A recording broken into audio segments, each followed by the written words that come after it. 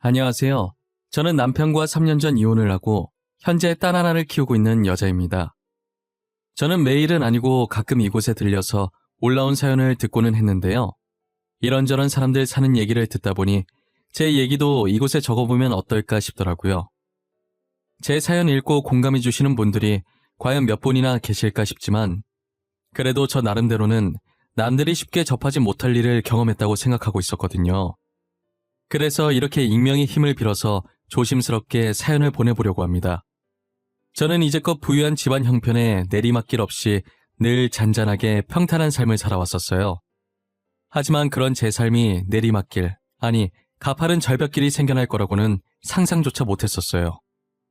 어쩌다 제가 절벽길을 마주하게 됐는지 지금부터 여러분들께 들려드리려고 해요. 저는 지금으로부터 7년 전쯤에 평범한 직장인인 남편을 만나 결혼을 했었어요. 남편 집안은 엄청 부유하지도 그렇다고 가난하지도 않았어요. 흔히 볼 수 있는 되게 평범한 집안이었죠.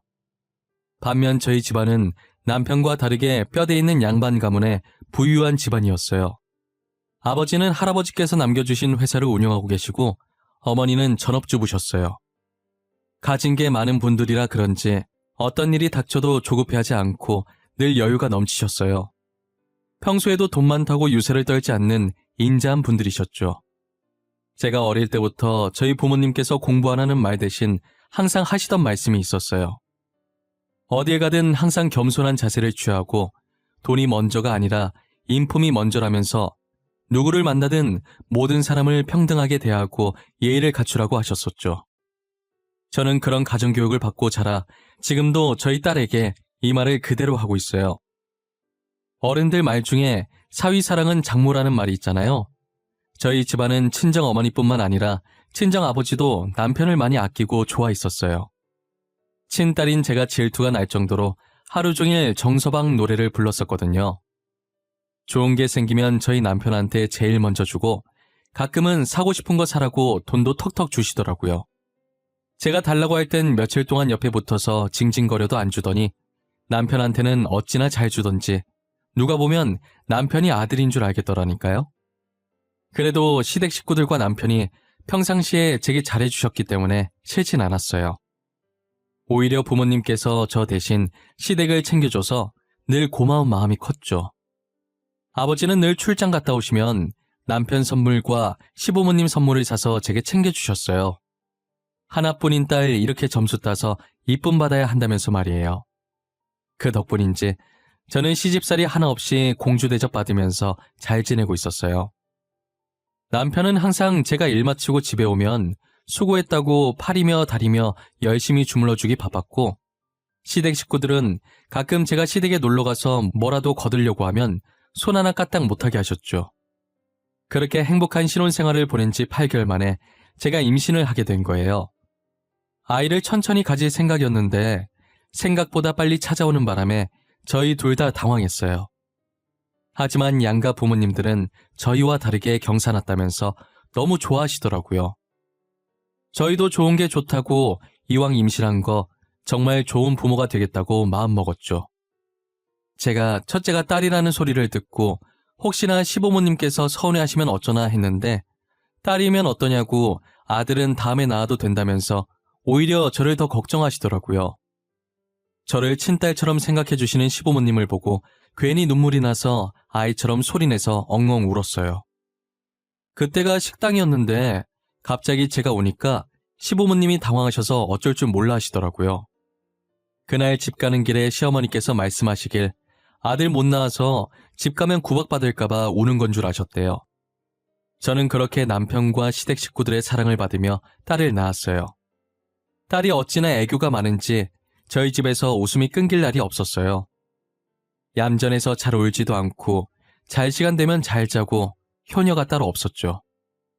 특히나 저희 애가 다른 애들과 다르게 사람을 잘 보고 잘 웃는데 웃는 모습이 얼마나 이쁜지 몰라요. 하루가 다르게 훌쩍 커가는 아이의 모습을 보는 재미에 살았었어요. 저희는 딸아이를 낳은 지 2년 만에 둘째를 임신하게 됐어요. 그런데 임신과 동시에 저희 아버지 사업이 망해서 전 재산을 다 날리게 된 거예요. 아마도 그때부터 시댁 식구의 본색이 드러나기 시작했던 것 같아요. 부자가 망해도 3대는 간다는 말이 있었는데 저희 가족은 어찌 된 게 3대는커녕 3일도 못 갈 만큼 재산이 모조리 다 날라갔더라고요. 그래도 불행 중 다행인 게 친정집만큼은 지켰더라고요. 저희 아버지 사업이 망한 뒤로 죽으라고 하면 죽는 신용이라도 했던 남편이 변하기 시작했어요. 평소에 돈 관리를 제가 하고 있었는데 이제 각자 하자고 하더라고요. 우리 돈 관리 당신이 했었잖아. 이제 각자 하기로 하자. 내 통장 어디 있어? 이번 달부터 내 돈은 내가 관리할게. 갑자기 왜? 언제는 내가 재무팀에 있어서 돈 관리 좀 해달라더니. 당신 혹시 돈 필요해? 돈 필요해서 이러는 거면 필요한 만큼 내가 줄게. 아니, 그건 아니고 남자가 그래도 수중에 돈을 들고 있어야지. 언제 급한 일 생길지 모르잖아. 그리고 아버님 회사 부도나셨다며. 혹시나 해서 말하는데 나 도와줄 돈 없어. 뭐야, 나 돈 빌려달라고 한 적도 없는데 서운하게 꼭 그렇게 말해? 우리 집 일은 우리가 알아서 할 거야. 당신한테 손 벌릴 일 없어. 그럼 됐고, 일단 내 통장 줘. 이번 달부터 내가 관리하겠다는 마음은 변함없어. 제가 아버지 회사 망했다고 남편한테 도와달라고 한 적도 없는데 저렇게 딱 잘라서 말을 하니 제 입장에서는 엄청 서운하더라고요. 솔직히 저희 부모님이 그동안 남편한테 얼마나 잘했는데요. 딸인 저보다 남편을 더 챙겨주고 아껴줬는데 저렇게 말하면 어느 누가 안 서운하겠어요. 저는 남편에게 서운했지만 뭐라 말도 못하고 혼자 속으로 끙끙 앓고 있었어요. 그리고 남편뿐만 아니라 시댁 식구들도 저를 대하는 태도가 냉랭해지더라고요. 손 하나 까딱 못하게 하셨던 시어머니께서 틈만 나면 저를 시댁에 호출해서 이거 해라 저거 해라 사소한 거 하나까지도 시켜먹고 계시더라고요. 임신 초반이라 조심해야 한다고 했지만 두 번째 임신은 괜찮다면서 정말 말도 안 되는 억지를 부리시면서 저를 시켜먹는 거예요. 그리고 저 하나로 모자라 첫째 딸한테도 막대하는 게 보이기 시작하면서 뱃속에 있는 아이도 딸이라고 할까봐 겁나서 일부러 아이 성별도 묻지 않았어요. 시어머니는 또 저를 호출하셔서 친구들 올 거니 빨리 와서 음식을 만들라고 하시더라고요. 하필 제가 첫째랑 다르게 둘째를 가졌을 때 입덧이 심했었어요. 음식을 만드는데 저도 모르게 계속 헛구역질이 나오더라고요. 이게 참으려고 해도 참아지는 게 아니잖아요. 그래도 저 나름대로 한번 참아보겠다고 이를 악물고 있었는데 시어머니께서 잠깐 제가 헛구역질하는 소리를 듣고선 들고 있던 소쿠리를 제 쪽으로 던지시더라고요. 더럽게 음식 만들면서 뭐하는 짓이야? 왜? 아주 토를 해라 토를 해. 지금 내가 음식 좀 만들라고 했다고 시위하는 거야? 어머님 죄송해요. 제가 입덧이 심해서 참아보려고 했는데 참아지지가 않아서요. 진짜 일부러 그런 게 아니거든요. 헛구역질한 음식을 덜어서 어떻게 먹어? 다 갖다 버려! 하여튼간에 잘하는 게 하나도 없어. 저는 결국 했던 음식들을 다 버리고 다시 만들기 시작했어요. 이번엔 제 옆에 와서 음식을 집어 먹으시더니 맛이 이게 뭐냐고 손가락으로 머리를 미시더라고요. 제가 여기서 왜 이러고 있어야 하는지도 모르겠고 왜 이런 대접을 받고 있는지도 모르겠더라고요. 그땐 이게 다 저희 아버지 사업이 망해서 이러는 건 줄 정말 생각지도 못했었어요. 도대체 이게 무슨 영문인지도 모른 채 시댁 식구들한테 무작정 당하기 시작한 거예요. 임신 5개월 정도 됐을 때가 추석이었는데 정말 다시 떠올리고 싶지도 않은 기억이에요. 몸이 좋지 않아서 남편 먼저 보내놓고 저 혼자 뒤늦게 시댁으로 향했었어요. 남편은 시어머니께 말씀을 안 드린 건지 제가 들어가자마자 화를 내시더라고요. 네가 아직까지 부잣집 공주님인 줄 알아? 명절에 시댁에 와서 일을 도와야 할 거 아니야? 멀쩡한 며느리 두고 늙은 시애미가 이걸 다 준비해야겠어? 어머님 죄송한데 제가 몸이 안 좋아서 조금 늦었어요. 그리고 1시간밖에 안 늦었는데 그게 이렇게까지 화낼 일이에요? 당신 어머니한테 버릇없게 지금 이게 뭐 하는 짓이야? 그냥 죄송하다고 하면 끝날 일을 굳이 말대답해야겠어? 당신이 아프다고 말만 해줬어도 어머님이 이렇게까지 화 안 내실 거 아니야. 내 말이 틀려? 내 말이 맞잖아. 아니다. 그냥 말을 말자. 싸울 힘도 없다. 너 지금 하늘 같은 남편한테 말버릇이 그게 뭐야? 너희 부모님이 그렇게 가르치셨어? 어? 어머님, 말 한번 잘 꺼내셨어요. 저희 부모님이 그동안 시댁 식구들한테 얼마나 잘했는데요. 기억 안 나세요? 그런데 어떻게 저한테 이런 식으로 하실 수가 있어요? 시어머니 입에서 저희 부모님 얘기 나오니까 순간 울컥하더라고요. 그동안 저희 부모님이 얼마나 잘해주셨는데 지금 시어머니께서 저한테 이러나 싶어서요. 저는 정말 틀린 말 한 거 없다고 생각했는데 어디에 화가 나신 건지 시어머니께서는 제 말이 끝나기가 무섭게 제 뺨을 때리시더라고요. 저는 부어오르는 뺨을 어루만지면서 그대로 시댁을 빠져나와 친구 집으로 갔어요. 발갛게 달아오른 뺨을 보고 괜히 부모님께서 걱정하실까봐 대충 몸이 안 좋아서 못 간다고 말하고 연휴 끝날 때까지 친구 집에서 지냈었어요. 걱정하시는 것보다 시댁 식구들한테 실망하실 게 커서 입이 안 떨어졌어요. 친구는 제 얘기를 듣더니 어떻게 사람들이 그렇게 못됐냐고 당장 이혼하라고 하더라고요. 저도 당장 이혼하고 싶었지만 아이들이 있으니 그게 마음처럼 쉽게 안 되는 거예요. 저만 참으면 다 괜찮을 것 같다는 아니란 생각을 하면서 지냈어요. 어찌저찌 시댁 식구들의 횡포를 견디고 둘째를 출산하게 됐어요. 둘째를 낳고 보니 남편을 쏙 빼닮은 아들이더라고요. 아들 얼굴이 보고 싶지 않을 정도로 남편과 많이 닮았었어요. 그러면 안 됐는데 산후조리원에서 입원하는 동안 한 번도 아들 얼굴을 보지 않았어요. 시어머니께서는 손자라고 아주 좋아 죽더라고요. 집으로 아들을 데리고 돌아왔을 때 저희 딸이 동생 보려고 다가가면 시어머니께서 못 보게 막더라고요. 더러운 손으로 만지는 거 아니라는 둥, 애 얼굴 닳는다는 둥, 이상한 말을 하면서 딸에게 화내시더라고요. 저는 그대로 딸을 안아들고 친정집으로 도망을 왔었어요. 연락도 없이 갑자기 저 혼자 딸아이를 안고 오니 친정 부모님께서는 당연히 놀라셨죠. 그간 시댁에 있었던 일을 전부 친정 부모님께 말씀드렸어요. 당장이라도 이혼하라고, 그동안 자신들이 어떻게 했는데 은혜를 이따위로 갚냐고 난리셨어요. 애들을 봐서라도 참고 지내려고 했는데 도저히 안 되겠는 거예요. 애들 지키려고 계속 거기 있었다간 제가 먼저 죽을 것 같더라고요. 저는 이혼 서류만 우편으로 보내주고 남편을 만나지 않았어요.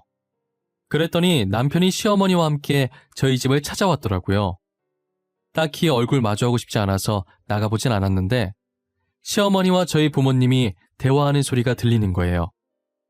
따님이 이혼 서류를 저희 집으로 보냈던데 알고 계십니까? 이혼 서류를 보내도 저희가 보내야지 무슨 이런 어이없는 경우가 다 있답니까? 저희 딸이 이혼 서류 보낸 게 왜요? 보내면 안 되는 이유라도 있습니까? 당신들이 뭐 잘난 게 있다고 저희 집까지 찾아오셨어요? 까놓고 말해서 사업이 망하고 이제 아무것도 없는 따님을 계속 걷어주면 감사하다고 해야죠. 감사하다고는 못할 망정 이혼 서류를 보내니 정말 저희 입장에서 황당하네요. 혹시 사돈께서는 입으로 똥 싸는 게 취미십니까? 누가 누굴 걷어줘요? 그럼 저희가 이제껏 쥐뿔도 없는 그쪽 아들 걷어준 건 생각이 안 나시나 봐요? 저기요 사돈, 제가 입으로 뭘 싸요? 지금 고개 숙여야 할 사람이 누군데 이러실까? 지금 저희가 사돈네들보다 위에 있는 것 같은데 안 그래요? 미안한데 이 집만 해도 당신들이 가진 재산보다 많아요. 저희는 손해볼 거 전혀 없는데. 어차피 이혼하는 건 애들 문제인데 언제까지 마마보이처럼 어머니가 나서게 할 건가 정서방? 뭐? 누가 마마보이라는 거야? 그리고 지금 당신 딸도 안 나오고 당신이 나서고 있잖아. 왜 나는 나서면 안 되는 건데? 어? 아우 시끄러. 저기요 아주머니. 아주머니께서 이때까지 저희 귀한 딸 괴롭혔다면서요. 지금까지 딸 혼자 당신들이랑 맞섰는데 처음으로 우리가 나서는 것도 안 되나? 시어머니께서는 빽빽 소리만 지를 줄 알았지 저희 어머니한테 한마디를 못 이기더라고요. 어휘력이 딸리니 아무 말도 못하고 씩씩거리기만 하시다가 자기 성질에 못 이겨 당장 이혼시키겠다고 하면서 남편을 데리고 나가는 거예요. 그러더니 나중에 다시 어머니한테 연락해서 손녀는 데리고 가든가 말든가 알아서 하고 손자는 자기 핏줄이라면서 절대 못 준다고 했다더라고요. 누가 들으면 제가 딸을 어디서 주워온 줄 알겠더라니까요. 아들이 남편이랑 너무 쏙 빼닮아서 어차피 데려오고 싶은 마음도 없었어요. 그렇게 저희는 합의 이혼을 했고 혼인 파탄의 책임이 시댁에게 조금 더 있다고 판정이 나서 저는 위자료를 조금 챙기고 완전히 헤어졌어요. 혼자서 딸아이를 키우게 됐지만 어릴 때부터 워낙 순했기 때문에 크게 어려움은 없었어요. 저희 부모님 말도 얼마나 잘 듣던지 이쁨 받으면서 잘 자라고 있었죠. 그리고 아버지께서는 어떻게든 집안을 다시 살려보겠다고 아등바등 거리셨어요. 평생 회사에 앉아만 계시다가 난생 처음 몸쓰는 막노동을 해보셨어요. 역시 나이도 있으시고 고된 일을 처음 해보시니 하루 만에 알아놓으셨더라고요. 어머니도 식당 일을 하셨지만 좀처럼 집안이 일어날 기미가 안 보였어요. 끝까지 친정집을 지켜보려고 했는데 결국 그 집을 팔고 이사를 가기로 결정했어요. 그런데 어차피 집이 크니까 파는 것보단 그 집을 다른 사람한테 월세나 전세를 주고 그 돈으로 두 분이서 살만한 원룸이나 투룸을 구하는 게 낫겠다는 생각이 드는 거예요. 제가 계산을 해보니 그렇게 해도 돈이 남았었거든요. 부모님은 제 말처럼 본가를 다른 사람에게 월세 내어주고 그 돈으로 투룸 월세를 구하셨어요. 그리고 저희는 이사갈 준비를 하려고 짐을 싸고 있었죠. 이삿짐 정리를 하는데 서랍 안에 자물쇠로 잠긴 낡은 상자가 하나 나오더라고요. 자물쇠 비밀번호를 알아야 하는데 아무도 비밀번호를 몰라서 결국 칼로 상자를 잘라버렸어요. 낡은 상자 속엔 상자만큼이나 낡은 땅 문서가 들어있었어요. 그것도 하나가 아니라 둘이나 들어있더라고요. 할아버지가 몰래 숨겨놓으셨던 땅 같았는데 명의를 보니 제 이름으로 되어 있더라고요. 문서와 함께 편지가 하나 있었는데 혹시나 집안이 망하게 될 때를 대비해서 제 이름으로 땅을 사두셨다고 적혀 있는 거예요. 할아버지는 정말 몇 수 앞을 내다보고 계셨던 건지 저희 부모님이랑 편지를 보면서 감탄했어요. 현재 그 땅 시세가 얼마나 될까 궁금해서 알아보니 현재 하늘을 찌르고 있더라고요. 제가 곰곰이 생각해보니 요즘 들어서 자꾸 저한테 땅 팔라는 전화와 문자가 왔었는데 저는 당시에는 단순하게 신종 보이스피싱인 줄만 알았었어요. 아버지 사업하고 있을 때 연락 왔으면 아버지가 가지고 있는 땅 때문에 이러나 라고 생각했을 텐데 현재 사업 말아먹어서 다 잃었는데 무슨 땅을 말하나 싶었거든요. 그런데 그 사람들이 말한 땅이 바로 이 땅들이었던 거예요. 이 땅들도 알고 보니 최근에 갑자기 시세가 올랐다고 하더라고요. 말 그대로 저희 집안은 지혜로우신 할아버지 덕분에 다시 돈방석에 앉게 된 거죠. 저는 부모님을 모시고 땅 문서에 적힌 주소를 찾아가 보기로 했어요. 도착해보니 삐까뻔쩍한 번화가 사이에 폐건물이 하나 덩그러니 있더라고요. 저희도 지나가다 한 번씩 본 적이 있는 건물이었어요. 도대체 저기는 나중에 뭘 하려고 저렇게 해놨나 했었는데 그게 제 건물이었던 거죠. 저는 폐건물을 보다가 가방에서 통장을 꺼내 그동안 일하면서 모았던 돈이라고 아버지께 주면서 그동안 키워줘서 감사하다고 건물 리모델링해서 이제 임대료 받아 먹으면서 편하게 지내라고 했어요. 아버지는 떨리는 손으로 제 통장을 받으시더니 통장에 얼굴을 묻고 우시더라고요. 어머니도 그 모습을 보고선 조용히 뒤돌아서 흐르는 눈물을 훔치셨어요. 우리 귀한 딸 코 묻은 돈을 내가 이걸 어떻게 받아? 돈은 또 언제 이렇게 모은 거야? 나 이거 못 받아. 절대 못 받아. 어떻게 모은 돈인데 내가 덥석 받아? 아빠, 그런 것 치곤 지금 너무 자연스럽게 아빠 손에 들려있는 것 같지 않아? 그냥 받아. 딸이 주는 선물이야. 그동안 이렇게 키워준 것도 고맙지 뭐. 그래. 일단 네가 나한테 그렇게 주고 싶다고 하니 받기는 할 텐데 언제 이렇게 모은 거야? 생활비로도 모자랐을 텐데. 아빠 딸 재무팀에서 일하잖아. 그래서 돈 관련된 건 엄청 철저한 거 알지? 쓸데없는 거 안 사고 모으면 그만큼 모을 수 있어. 그래도 나 하고 싶은 건 하고 살았다? 아버지가 너무 속상해하면서 오시길래 오히려 제가 더 덤덤한 척, 씩씩한 척 했어요. 사실 하고 싶은 거나 사고 싶은 게 있어도 참고 최대한 아껴서 모은 돈이었거든요. 언젠간 부모님께 선물로 드리고 싶어서 따로 모아왔던 돈이었어요. 이렇게 쓰일 줄은 몰랐는데 그래도 기분이 정말 좋더라고요. 아버지는 투룸으로 이사 가려던 것도 취소하고 다시 본가로 돌아가 제가 준 돈으로 건물을 다 뜯어 고치고 임대료를 받으면서 지내고 있었어요. 딸이 선물해준 건물이라면서 어찌나 애지중지 여기시던지 제가 용역업체를 쓰라고 해도 본인들이 직접 청소하겠다고 고집을 피우더라고요. 아무리 말해도 안 들으셔서 결국 저도 두 손 두 발 다 들었어요. 그러다 예기치 못한 장소에서 평생 마주치고 싶지 않았던 사람들을 마주하게 됐는데요. 모두가 예상하셨듯 그 사람들은 바로 저희 전 남편과 전 시어머니셨어요.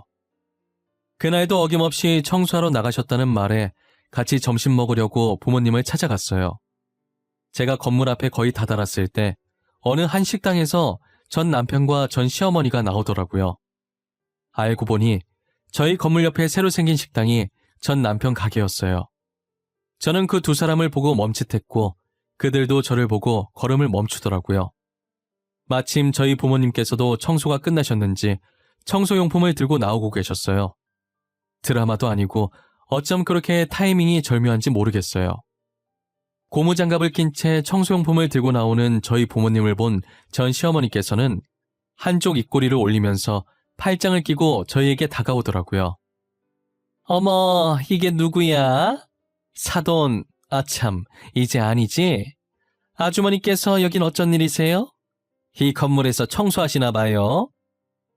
혜지야, 어디서 개 짖는 소리 안 들리니? 똥개가 앞에 있나 왜 이렇게 시끄러워? 저기요 아주머니. 아주머니 가던 길이나 계속 가세요.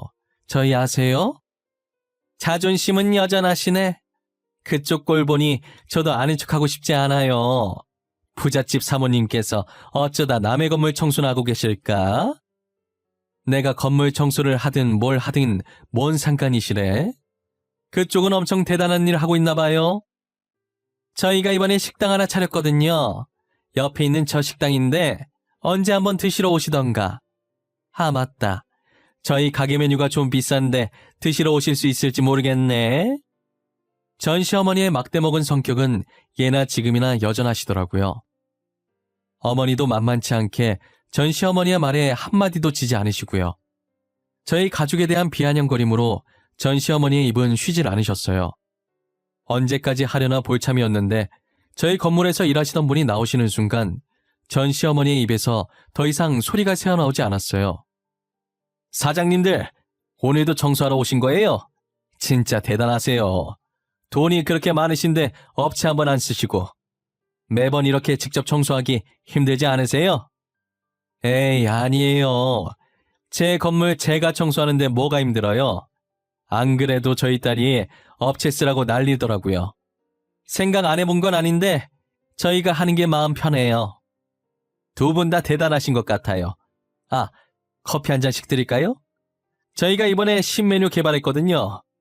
여기서 일한 지도 1년이 지났는데 이제껏 임대료 한 번을 안 올리시고 정말 너무 감사해요.